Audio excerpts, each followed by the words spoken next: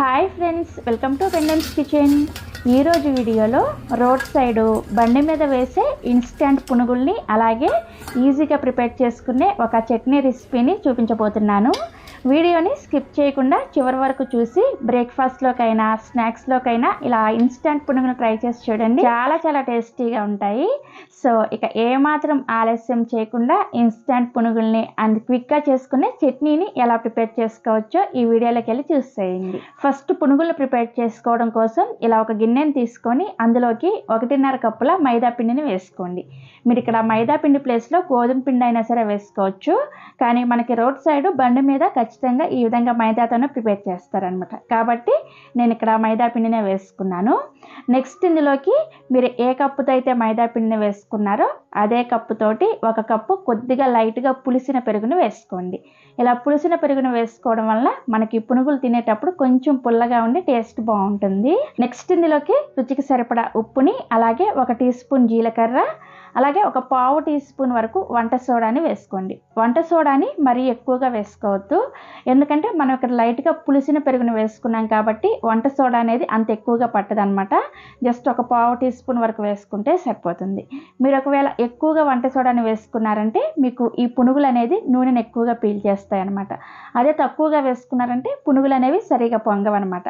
కాబట్టి చూసుకొని 1/4 tea spoon వరకు వేసుకుంటే సరిపోతుంది. సో ఇవన్నీ వేసుకున్న తర్వాత ఒకసారి బాగా కలుపుకొని ఇందులోకి 1/2 కప్పు వరకు మీ దగ్గర మిగిలిపోయిన దోసల పిండి ఉంటే 1/2 కప్పు వరకు వేసుకోండి. ఒకవేళ మీ దగ్గర ఇలా దోసల పిండి లేకపోతే మీరు 1/2 కప్పు వరకు చిక్కటి మజ్జిగనైనా సరే వేసుకోవచ్చు.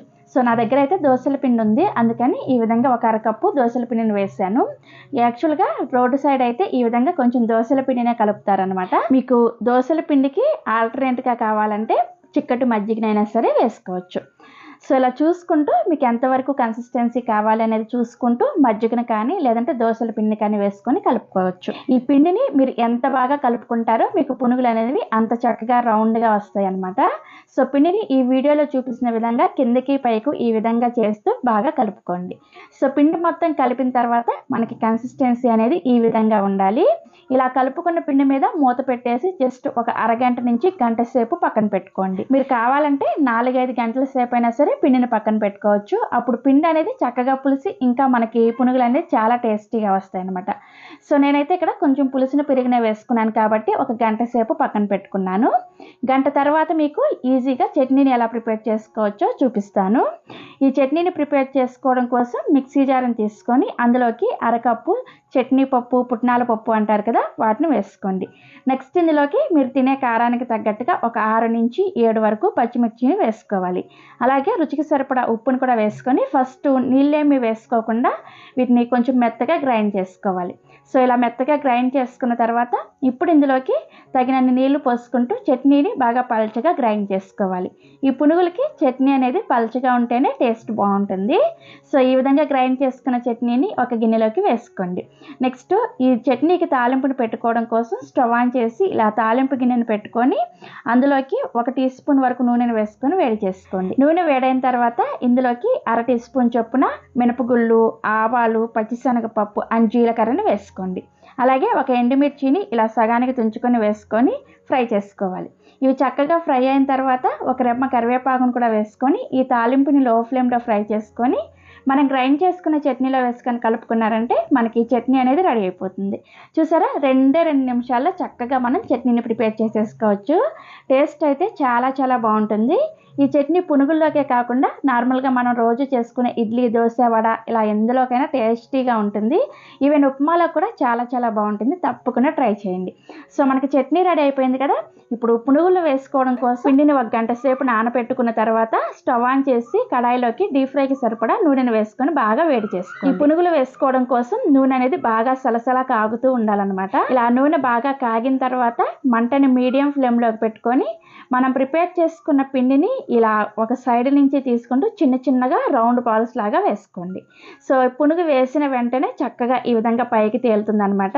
అదే మీరు నూనె అనేది సరిగా కాగకుండా పునుగులను వేసారంటే మీకు పునుగులు అనేవి ఈ విధంగా పైకి తేలవన్నమాట. కాబట్టి నూనె అనేది చక్కగా కాగిన తర్వాత పునుగుల్ని ఒకదాని తర్వాత ఒకటి ఇలా నెమ్మదిగా వేసుకోండి.